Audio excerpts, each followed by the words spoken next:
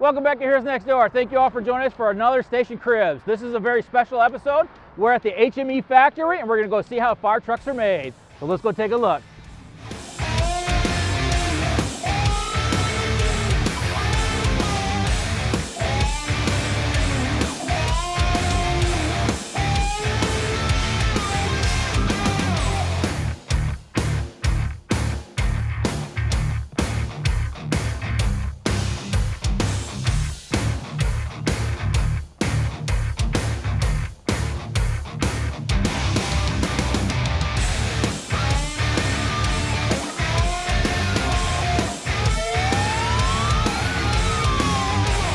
So this factory is located in Wyoming, Michigan, which is just outside of Grand Rapids. Who are we coming to meet up with? We are going to meet with Ed Boring. Okay.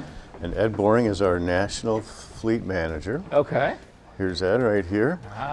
We're very fortunate to have him on the team. All right. He's a retired deputy chief. Yes, sir. From Hilton Head Island. Hilton Head Island, South Carolina. So he, Down near towards us. So he knows the whole equation and then some, and you're in the best of hands with Ed. All right. Thank you very much. We'll catch up to you later. Welcome. Thank you. All righty. All right, well, Ed, nice to meet you. Good to meet you. All right. Let's grab some safety glasses and we'll go take a tour. Okay. Sounds good. So we're going to go to the very back, which is where the whole process starts. Okay. So Mike, we build custom fire engines here. We build them from the ground up, which includes the chassis. Okay. If you look down that hole right there in the building, Yeah. at the very end, that's literally where the fire truck begins. We roll in the frame rails through that hole, come in and lay them out here, and then this is where we punch all of the holes to mount all of the equipment. Okay. Okay, so this is a bare frame rail, mates up with that frame rail over there, Right. and I'll show you what the next step of that looks Okay. like. I think it's kind of cool that you actually build your own chassis here. Many of the factories that I've talked to, I haven't had a chance to view them, they actually order frames, they order chassis, and then they kind of build on top of it. You guys are doing it from ground up. That's right. HME actually comes from Hendrickson, the name Hendrickson, which you would know out in the big truck world for axles and things like that. Back, we got our start building crane carriers and big heavy-duty chassis, the tank retrievers and all that kind of thing. So we're really adept at building a heavy-duty chassis. Yeah, yeah. And that shows on the quality of truck that you have. You know, we've had multiple views of your HME out on the streets, and you know, everybody absolutely loves them. We haven't heard any complaints about the HME chassis or anything like that. Well, it's the backbone of what we do, and it is super tough. So if you take a look over here to the right, the frame rails that we just talked about, once they're punched, they get either get powder coated and painted, or they get galvanized. In this particular case, those are the galvanized frame rails. But here we put the cross members in, and we start to hang some of that heavy iron stuff. Okay. Cross members, Yeah. spring hangers.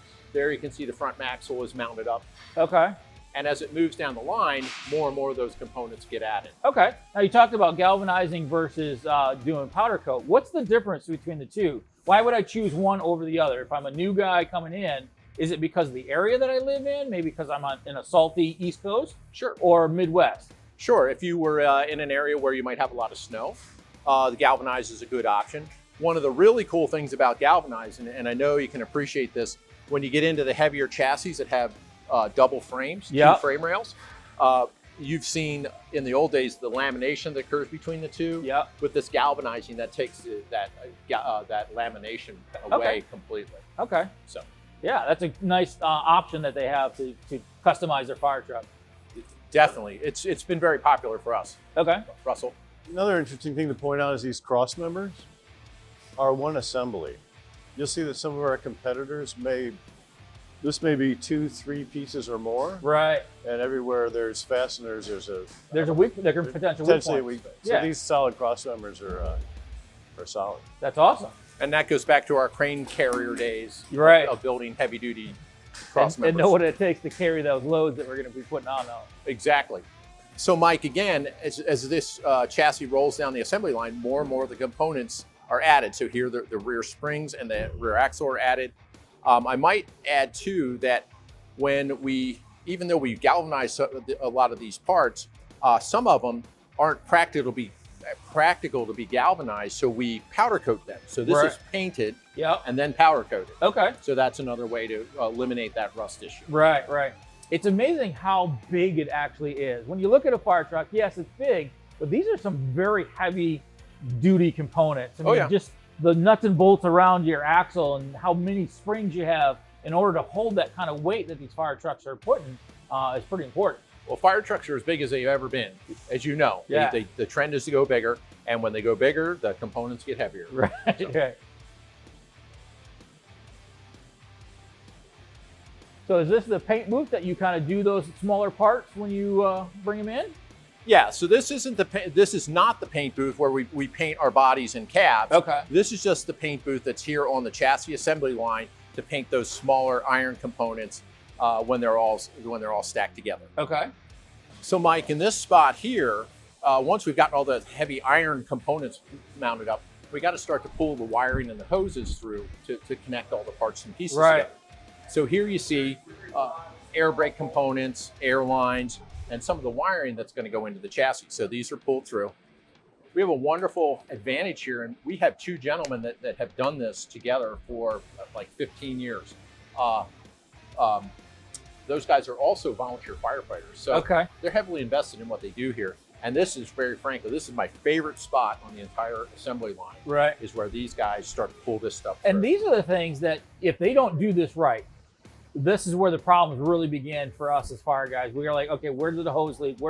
How do I trace that line? And looking at how organized this is and how they put it together, it makes it easy. If there has to be some maintenance, they've taken that extra step. They have that experience. Mhm. They run on the trucks to make sure that, you know, if it does need maintenance or when it needs maintenance, it's easy to Right. get to. It's easily accessible, and they, like I said, they understand that process because not only do they build them, they fix them, and they ride on them. So, Yeah. So, like I said, this is my favorite part of the assembly line. Right. Is this station right here. So at this moment in time, we went from bringing the steel in, we started putting the chassis together, they're starting to load stuff on. Do we know what this truck is going to be already? Or as far as this cab on it? We do. So this is a pumper, and this is going to be one of our stock units. Okay. This is going to be an SFO chassis with a 1500 pump, and it's going to have a high side, both side body with 1,000 pounds. Okay. So the label is what's telling these guys what's going to be going next and what components and stuff are on it. Right, and as we go through the plan, if you take this number, you can mate it up to the pump enclosure, to the body, to the cab. Okay. And it's kind of neat to see all those parts independently being built, and then all of a sudden they arrive at one spot, and Right. they're all put together at the same time. That's pretty slick. Yeah. That's a good way to do that. So this spot right here, you can see there's more stuff Yeah. stuff on the chassis. So at this point, we mount up the tank cradle, Okay. and you can see back in the back corner, we start to mount the body supports, Yep. the tailboard structure, and then we add the engine, transmission, and The heart and soul of every fire truck here. Yep. This is, you know, the big diesels that get you to where you need to get going. And this is the reliability that really counts. You know, we got to make sure that anytime we get into the firehouse and we need to go to that fire call, it's going to start. It's going to Exactly. run. Exactly. And this is where that goes. Yep. What kind of engine do you use? Do you make your own engines? Do you order them? What engine is that? Well, as with most of the fire industry, Cummins is the leader in the business, and we are all Cummins powered. Okay. Allison automatics, and great combination, Right. and very reliable, and good selection. You know, depending upon the chassis model, you can go from that smaller, low-cost engine all the way up to the 15-liter with 500 horse. Yeah. 330 to 605 horsepower. Nice. And I can start to see how it goes along. How long does it take from station to station to station on average? From where it came in the little hole in the wall until here is about 5 days. Wow. Okay. They're moving right along. That's pretty quick. So once this moves to the next station, this chassis that you see up here has already been test fired. So the motor is ready to go along with the transmission. The alignment has been done to the chassis, and it's ready to have the cab set on. Okay. So that's pretty much a rolling chassis. We're ready to go. Correct. We can now start to really customize it as the customer would see fit. Correct? Yeah, the next step for that is to get the cab set on it. Okay. Where do we go from there? We're going to go over this way to the cab line, but let me show you one other thing first. Okay. Might have told you my favorite spot. This is my second favorite spot on the assembly line, and that's where they take the motor and the transmission, made it together, and they put all the accessories on. Right. So if you take a look here, this is a brand new motor right out of the crate. Yeah. And what's happening now are the brackets and all of the accessories are going to go on it. So this will get the air compressor, the air conditioning compressor, the alternator, all the drive belts will be installed here. Okay. And then now, do you do custom brackets, or is it stuff that you farm out to have those kind of brackets? No, this is a custom bracket that we make. You can see it's punched for its mounting, right. And then it's painted and then powder coated. Okay. And then the transmission is mated to the back end of it. And again, all the hoses that connect that are added.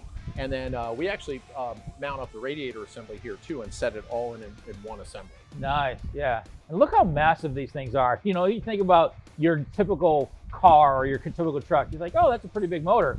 This thing is huge. This is almost as big and heavy as some of the cars that are out there nowadays. Plus this engine, it's awesome. So. Yeah, the engine, transmission, and radiator assembly are about 6,500 pounds. So Mike, here's a cab that's pretty close to straight out of the paint booth. This one's only been here on the assembly line for a few hours, so it's just starting to get the first of its assembly done. Right. As you can see here, the acoustical blocking floor pieces are going in place. Okay. The mirrors are being hung. And we're putting things like the cab latches in and window tracks. Right. Now, can a customer order pretty much any kind of paint scheme they want? I know for me, we have orange trucks around us. I have yellow trucks. I have green trucks. Ours are, Smurf blue trucks. Mm-hmm. Can we order any color paint, or do you have a certain selection you have to choose from? No, you can order pretty much anything. Anything that you can come up with, we can paint it. Okay. If we can match it, we can paint it. Awesome. So as the cabs move up the assembly line, you can see that more and more things happen to them. Trim pieces are being added. Yeah, the diamond plate, the safety things. And again, the number that's on the door, that's what's telling them what's going to go in that truck. Exactly. Okay. Exactly. And as you can see, I like to joke that as they go down the line, we add more wires to them. There are so many wires inside of a fire truck. They're so complex.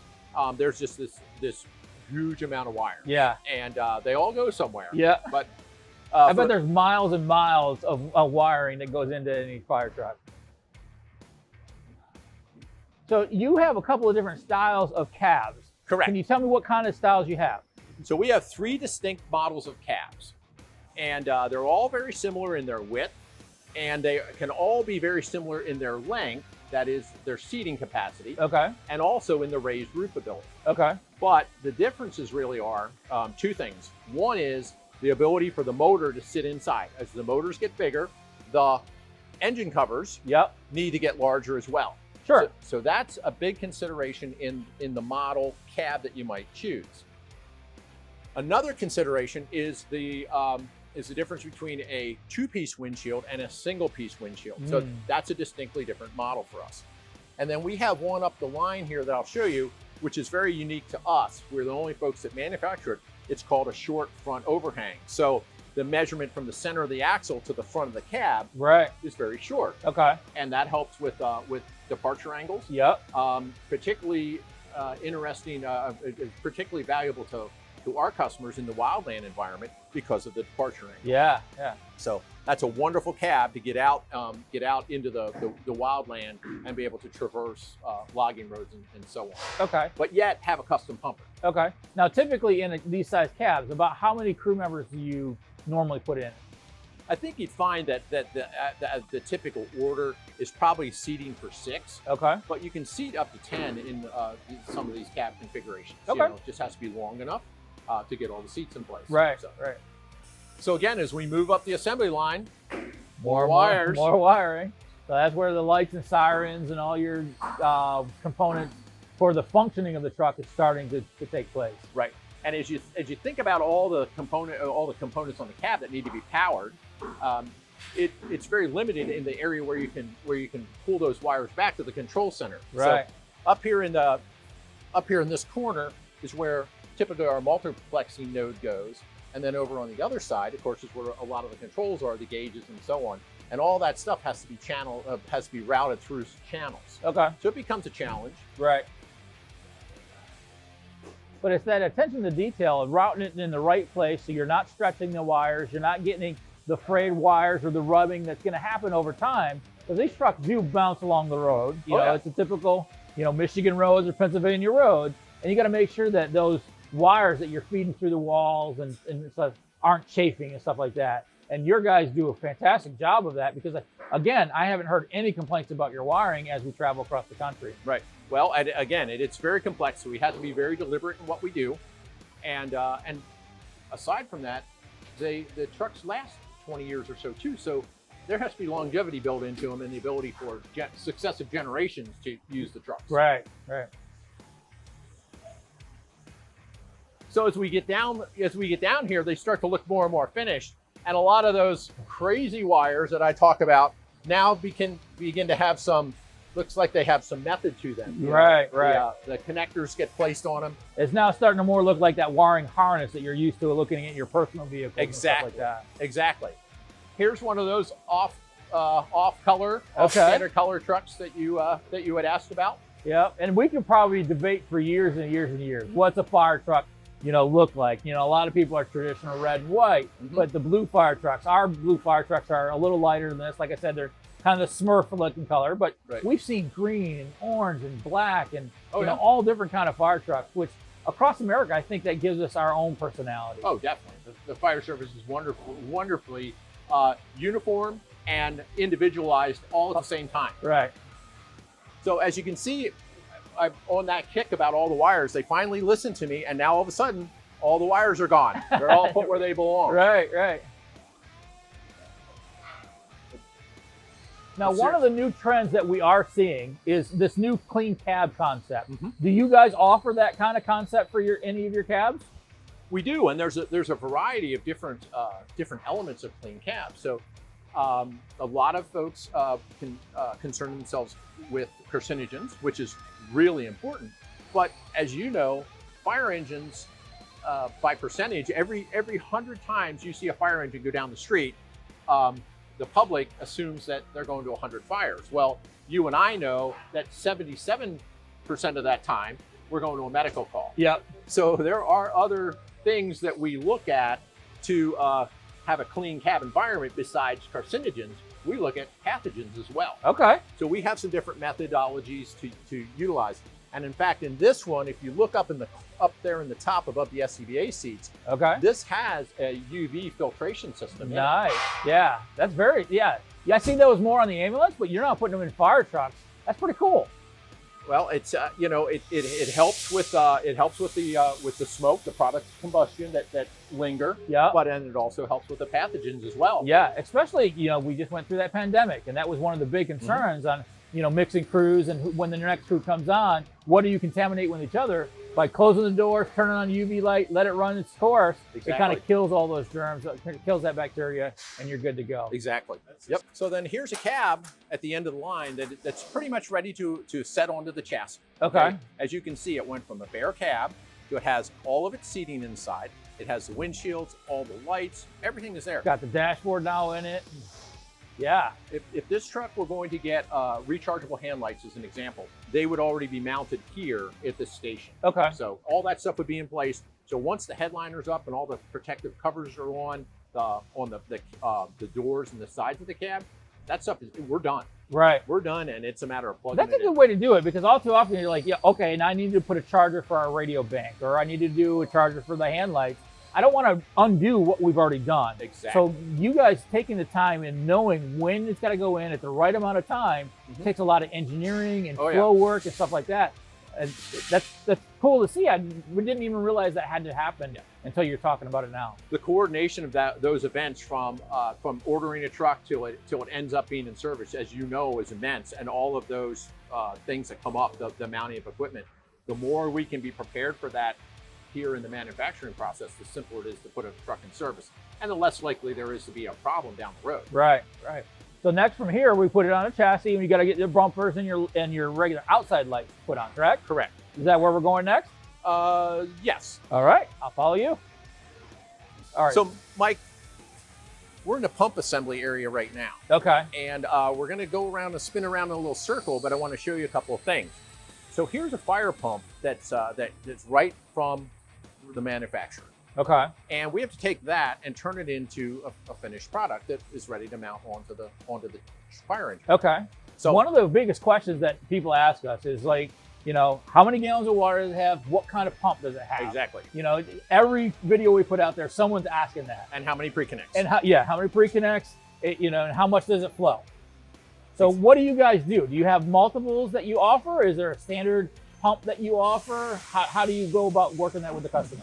Well, we go with the three big manufacturers, as you know, Waterous, Hale, and Darley. Okay. Okay.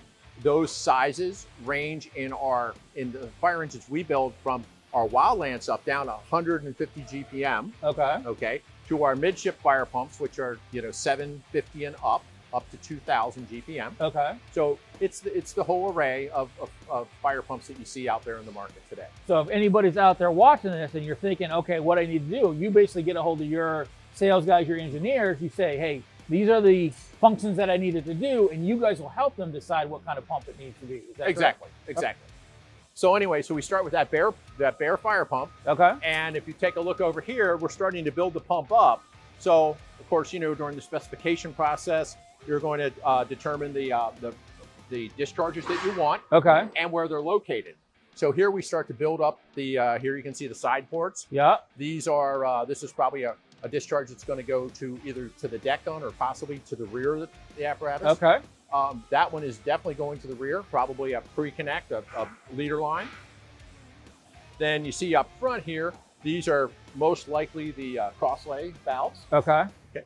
So that's kind of step one, is starting to lay that stuff Now out. I noticed the transition between materials too. You went from cast iron pumps, now you're getting into some of the brass and the aluminum fittings and stuff like that. Is there a specific reason why that happens? Well, so I think that's a real good question. So the fire pumps are typically cast from cast iron because they incorporate a bunch of different things. They incorporate the volute body that holds the impeller, and then also the main discharge port. So in this particular case, it's easy for them to cast that as one big assembly. Okay. So then from there, we go off with different components, brass or stainless steel, which you would see right here. Okay. So the difference is really for these types of runs, brass to brass makes sense. And as we tend to get more custom, so this is cast, and this is something that we weld together. So okay. This is straight, so it's easy to cast this, right. this pipe. Right. But where we have turns, it's easier for us to do that in stainless steel. Right. And stainless steel is not going to rust. It's not going to, brass doesn't rust and stuff like that. Exactly. So it's going to be the longevity of those materials that you're using and customize on how you got to get it to the truck on what they're requesting. Exactly. Exactly. Very cool. Now this is what I'm getting used to. These are the pump panels. Right. Okay. So the pump's now inserted into a pump panel. Correct. So this pump is a twin to the one that we just saw. Okay. But this has the pump enclosure sitting on it. And now we're starting to put the pull handles in place and starting to build the pump panel itself. Okay. So that's on this side. So as you can see here, this is the driver's side pump panel. Pretty much everything but the gauge arrangement. Gauge cluster, yep. But if you take a look in here, one of the things that we do, we spend a lot of time in the engineering process here so that the pull handles are very straight. As you can see, everything aligns just as it should, and there's a minimum of bends. Every time there's a bend, there's flexion. And when you, as you know, when you go pulling on a handle, sometimes it moves, but it's the rod flexion. Well, we've eliminated all that with this arrangement. Yeah, and I like the fact that you color coordinate things too. They know exactly what line is going to go to what. It makes it very easy for maybe a newer engineer that has to pump this to know what to goes on. Exactly. So yeah, and the less bend you have, there's none of that torque that's going to happen. Now, I've seen some newer trucks that offer electronic panels rather than the poles. Oh yeah. Do you guys offer those also, or do you do you like to stick with the pole? We do, and I have one I can show you here in just a little bit. Okay. Which all of this is gone, and there's a pad, and there's push some buttons. Push button. All right. I'm kind of old school. I like the handles. I like the feel of that. So this is a twin to the the other two we saw. So I Okay. guess this is the triplet actually.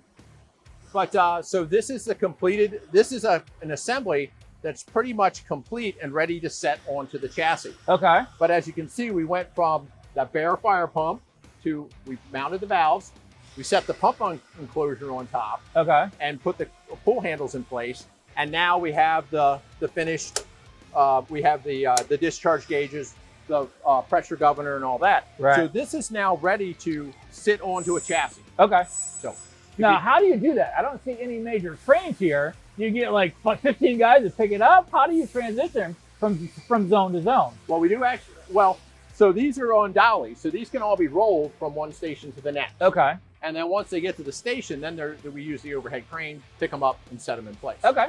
One of the cool things too, and is that when you look at an assembly that's ready to go, well, here's the stuff that needs to be connected to the chassis, the electrical stuff. Okay. And then here are the hoses, probably for the pump shift, okay?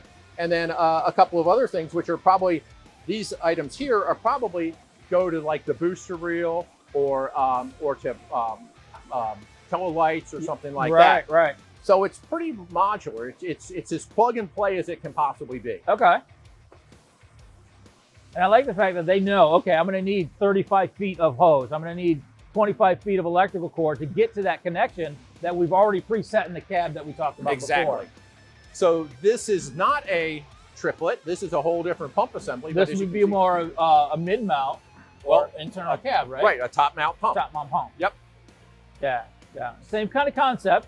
And again, you have very straight pulls on it, Mhm. and all the same kind of gauges, just set differently. Exactly. So Exactly. So we build that pump panel assembly separate from the pump enclosure, and then we install it all at once. Okay. So there's a group of people that do nothing but put those pump the pump panel itself together, Okay. pressure governor gauges and all that. right, right.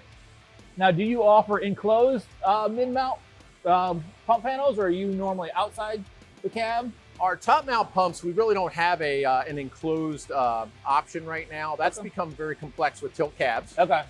But we do have, with side mount pumps, we do have the enclosed pump panels there. Okay. Very cool. So at this moment in time, I noticed you guys have a lot of stuff kind of on the floor.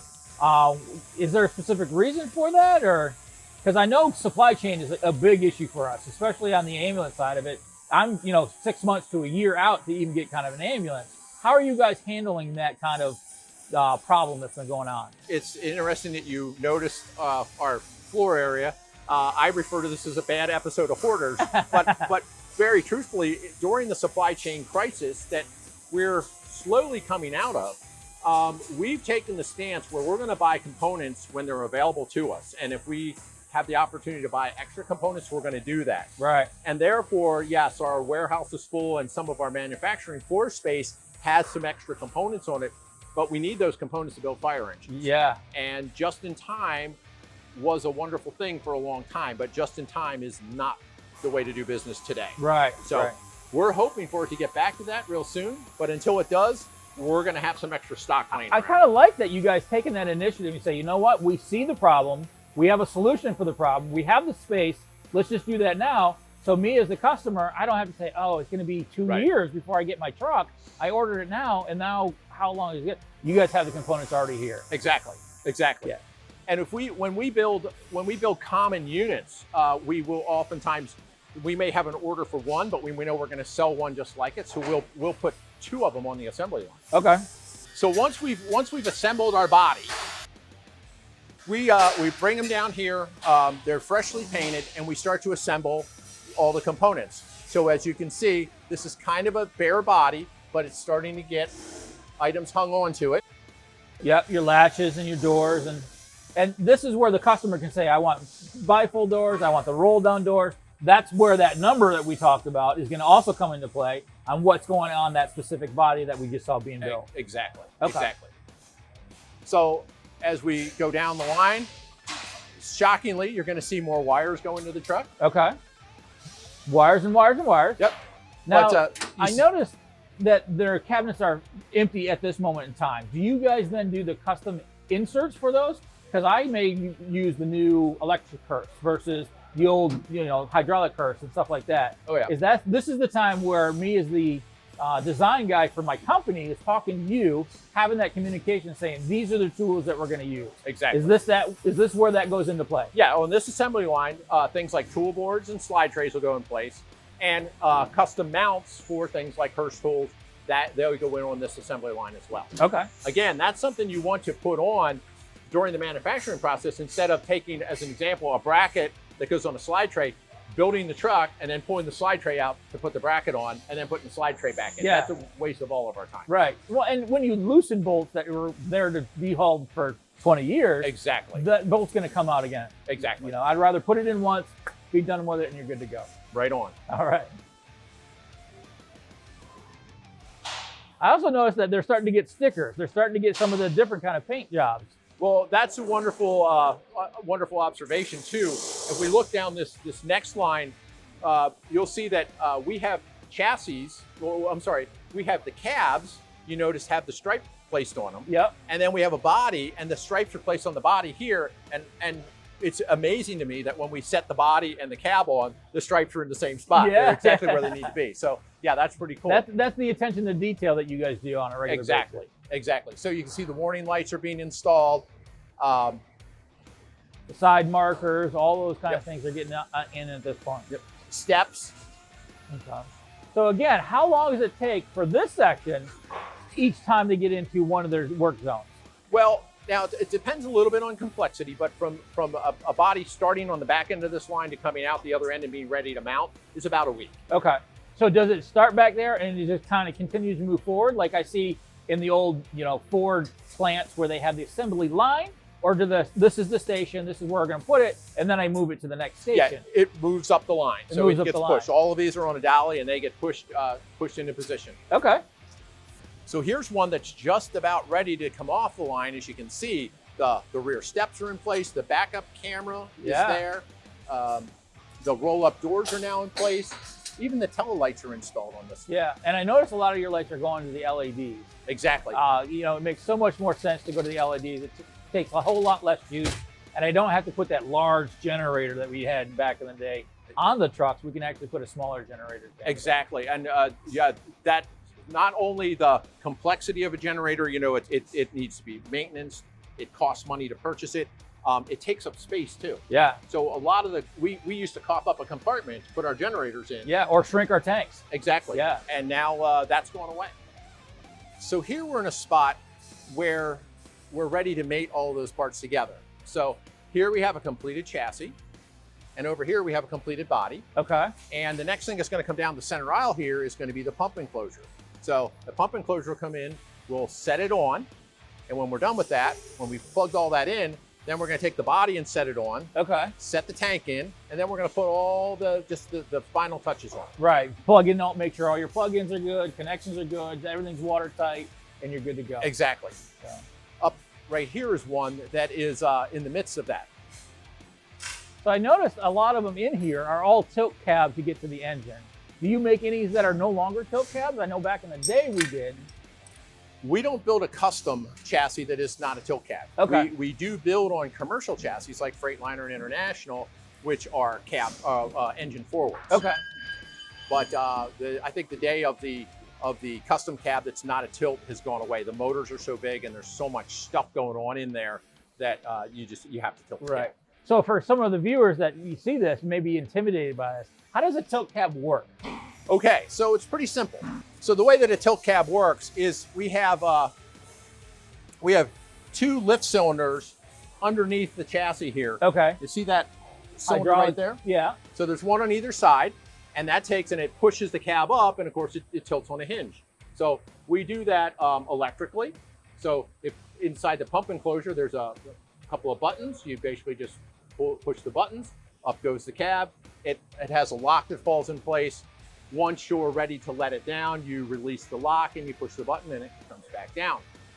If it were to fail for some reason, there's a manual jack arrangement like we used to do on the first tilt cab. Yeah, like the hydraulic pumps that you would use, and it would go up, lock in your safety bar, and you're good to go. Yep.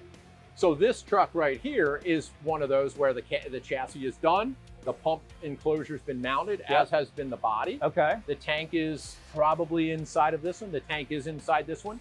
So the rear dischargers are assembled. So this one is very close to being finished. Yep. So once the tank goes in, the rear discharges, and in this case, rear suction can go in. Then the hose bed deck and the hose bed dividers and whatever hose bed lid can go on. Okay. So it's really like almost like Legos. You have each component that you're making throughout the factory, and every step of the way you're adding on another Lego piece. That's another Lego piece. Wonderful analogy. Yeah. Wonderful analogy. Yeah. And again, I'm going to ask you this: customizable. I see this one has a couple different dividers for my top lays and stuff like that. Can I get maybe a flatbed where I'm going to lay it in differently? Sure. So these dividers are adjustable, so you can move them almost anywhere that you want, and of course the height of them are adjusted based on the side sheet height. Yep. So if you wanted to put 1,000 feet of 5-inch here, you could get rid of that one and move it over and put several over here. That's really, we do that to suit your organizational needs. So again, that kind of goes back to making sure that the customer and you guys as a manufacturer and the engineer that's helping you design this truck really communicate very well what you're looking for your specific department. Exactly. The more of that happens on the during the purchasing process, the more that's communicated, the better it can be incorporated into the specs. And then once you go through your pre-construction conference and all that, you can verify that stuff. And then it's set, and you kind of forget it, and the truck pops out the other end with everything where you want it. Awesome. This is where the truck has its final quality checks. Okay. Where all the adjustments are made, and where the final cleanup is made prior to the customer coming in to view their truck and accept it. Now, the one thing I've noticed, even going through the shop, you have a very clean shop. I figured at this point I'm going to have to wash and wax it and buff it and all kinds of stuff, but it's almost ready to go as is. Sure, the cleaner we can maintain it back there, the easier it is to get it ready. That's pretty good observation. Right. So do you happen to know where this truck is going? Because this is an absolutely beautiful truck. Yeah, this truck is going up to New England to Boxford, Massachusetts. And this is a pumper tanker, as you can see, 1,500 pump, I believe 2,500 gallons of water, seating for 6, custom cab, pretty nice unit. Yeah, absolutely beautiful. When they get this, they're going to be 100% happy, I guarantee it. I believe so. So can you do us a real quick walk around? So once we're here, everything is done. Like you said, I even have the battery charger in place. What are they doing here at this moment in time? Are they just checking the fitment and everything, or are they adding still more parts? Well, let's take a look.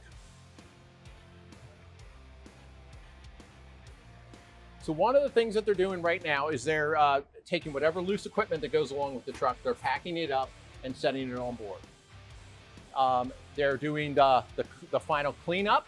Okay. And as you can see here, it looks like the customer may have opted to add some additional chevron. So as you can see, they're putting additional chevron on right now. They'll be loading the ground ladders here. It looks like they're maybe adjusting the hose bed dividers as well. Right. So oftentimes, if there's a last minute change order, those changes will occur right here at this final assembly. Okay.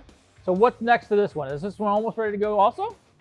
So this is one of our demo units, and it's getting cleaned up to head out on the demo circuit. And this is a really cool truck. One of the cool things about this is the blackout package. Everything is blacked out. Right, rub rails, even the wheels. If you take a look, those are cast aluminum wheels. Right. And as you can see, there's the cast aluminum, but the rest of it is powder coated. That's a very pretty way to do that. And I noticed even on our own personal vehicles, a lot of people are blacking it out, or they call it murder it out or whatever. The fact that you guys are incorporating that in the fire trucks, again, shows you that you guys are in touch with reality. Exactly. You're not just saying, hey, here's my cookie cutter fire truck. You're like, no, I'm keeping up with the trends. I'm keeping up with what you guys are wanting. I'm seeing what's going on in the real world, and we're going to provide you a truck that does exactly that. Right. So this one we even this is actually not so much the blackout package, this is the non-glare pump panel, where you used to see that was covered with, remember, with black vinyl, vinyl. Yeah. Now we just powder coat them. Okay. So. Yeah. And again, I love how organized and how clean it is from the factory coming like this. It's very easy for me to understand, okay, I'm going to put up the deck gun, captain calls for that, that's what I'm going to do. Right. Oh, now I'm going to do a cross lay. I can pull that handle and it's ready to go. Exactly. So. And of course, you pair these up with the color of your nozzle. So the guy in the nozzle doesn't have to say my #1 cross lay. He says, hey, up the purple line. Yeah. And you know how it makes it so much simpler. It's like that KISS principle. Exactly. We have some wonderful stuff here too that we're really proud of. And if you take a look in these grab rails, you'll see that there's lights here. Oh yeah. So we have a patent on that. And so in this particular case, the front grab handles, these are turn signals. Okay. So when the left-hand turn signal comes on, this flashes in the turn signal pattern. Okay. And this one on the back is a warning light. So that flashes with the warning light pattern. Nice. As do the lights in the rub rails as well. So. Right. That makes good sense for a lot of the city trucks that I've seen. We used to have the kind of angled brackets that come out and show that, and we'd always clip them off. Oh yeah. We'd hit them on a parked car. We hit something like that. But by putting it on something that you already have to have on the truck and incorporating in that's thinking. Well, and people get so focused on the warning lights, especially the upper warning lights, that when they see something on the side now, it's in a different fashion. They actually start to pay attention to it again. Right. But we do overwhelm our folks out there with so many warning lights nowadays. So this is a nice way to kind of combat that. Yeah. There's definitely a happy medium between too many lights, too bright lights, and in between where it's just enough or not enough. And what do the lights mean? Yeah. You mind if we take a look inside the cab? Oh no, hop on in. All right. So you mentioned this as a demo model. You're going to take this to the FDIC conferences. You're going to take this to firehouse conferences and stuff like that to kind of show off some of the new features that you have on the truck. Right, and we'll take this to select customers too that have they might be interested in this particular cab configuration, or they might like the body, or they might like the low hose, the low cross lace, things like that, or the huge EMS compartments, that kind of thing. We pulled the truck outside. But one of the things that I want to, point out, having a vehicle that you bring to do a demo, I have the ability to do what we used to do, is kick the tires, make sure that they're good, open the handles, feel that kind of stuff, close the doors, and feel the quality of buildmanship or construction that you guys put into these kind of things. That's very important to us. Sure. I think in addition to fit and finish and seeing it up personal, is that some of the ideas that you might have, where am I going to put my med bags and things like that, looking at a drawing or a photograph versus having the truck there, you can take your medical bags or you can take your vent fan, you can throw it in the compartment and see that it actually fits. So that's one of the cool things too about actually having an on-site demo. Right. Now, obviously with demos, we also like to throw in some of the newer things that you have. You mentioned the grab bars that have the lights. Is there any other kind of safety features or things that you've put into this demo that you now offer customers? One of the things we like are the barrier style doors. Yep. The cool thing about a barrier style door is instead of having that door hang way down, when you're out on the highway, you can open it. And if you do happen to be up against a guardrail, it opens above the guardrail. So a little bit of a safety feature. We have these nice steps here that kind of clean themselves as opposed to the typical diamond plate that would get all the ice and dirt build up on it. Exactly. We have the nice the flat floor arrangement in our cab. Okay. So there is no hump to step over like you might see in some other chassis. Right. That's pretty cool too. The low cross lays. Okay. It's a wonderful safety item. Yeah. There's nothing worse than having to climb up onto a pull-out tray or up onto the side step to be able to grab a cross lay. Right. So I noticed that in back here, this is one of the clean cab concepts. Is that correct? It is, yeah. High output air conditioner, so it's recirculating and filtering air just through the air conditioner itself. Okay. 90,000 cubic feet per minute. Yep. And then it's almost double what I'm used to. It is. And of course, this one, instead of just having a big blower where there's a centralized vent, this has the ductwork up in the ceiling area so that it disperses it evenly. Right. Okay. Now I noticed that these seats actually have the ability to put an air pack in. Correct. But you wouldn't have to do that for a clean cab concept. No. So there's a couple of different lines of thinking. One is keeping your SCBA somewhere else. If you have a clean SCBA and you put it in there, there's no harm in storing it there. You could have a contaminated SCBA, you could just haul it to the station, Right. clean it, and then put it back in. Yeah, yeah. One of the other things that's available nowadays too is that the seat covers are removable, so they can go out and be washed. As well. Yeah. All too often, we come back and either, I rip it on something, or I get it contaminated with, all the soot and stuff like that. To have a removable seat, again, is something that isn't really prevalent in the fire service. I got to send that out to a custom seat guy to fix it. There are opportunities to do that now through the seat manufacturer, so they do have those replaceable covers. Nice. Another cool thing though with clean cab is not having a porous surface here. While it's nice to have a cushion, Cushions and all that kind of stuff. this is solid and painted, as is the floor. Nothing really permeable here, so you can wipe all that stuff down. And So that decontamination is not going to take me hours. It's going to take me minutes to get done. Exactly. Exactly. And out back, your hose bed is a little bit different too. I noticed that when we were walking up to it. I noticed it's a little bit lower. About 56 inches high. Okay. Yeah. So hose bed height is right here, and so this is the lower hose bed, and that of course that's wonderful for the same reasons that we discussed before, not having to climb up on here to get to it. Flipped in. Help you there. So in this particular case, with that hinged crossbar, you can pull all that out of the way, and you minimize the staffing that's up there. Right. And it just makes it a lot easier to load. Yeah, and it's a safety feature too, because all too often we hear of those accidents that happen, either people backing into each other, but people falling off the trucks. Even with the mid-mount and the higher things, if we can take the time and just lower it just a little bit, certainly, maybe we can help save some of those injuries. Oh, certainly, without a doubt. And the scallop dividers make loading a little bit easier. That's got 125 cubic feet, I believe, of storage. So wow. Yeah, you can put 3,000 of 5-inch, 2,500 of 2.5, 2,000 of 1.5, and maybe be half full. Right, so you got plenty of hose bed capacity. That's for sure. Right. One of the interesting things, if you come around the front, maybe. Well, I guess. First of all, it's a traditional truck, right? Ladders on the side. This is our urban attack truck. Okay. And certainly got a very warm welcome at FDIC. We were the only one with the X12 Cummins. Okay. Rated to 525 horse. Wow. Okay. And what a lot of people don't know is with custom chassis, cooling is a huge issue. Yeah, right? yeah. And so you see here we redesigned the front end to maximize the airflow and get that murdered effect. Right? Very a lot more blackout.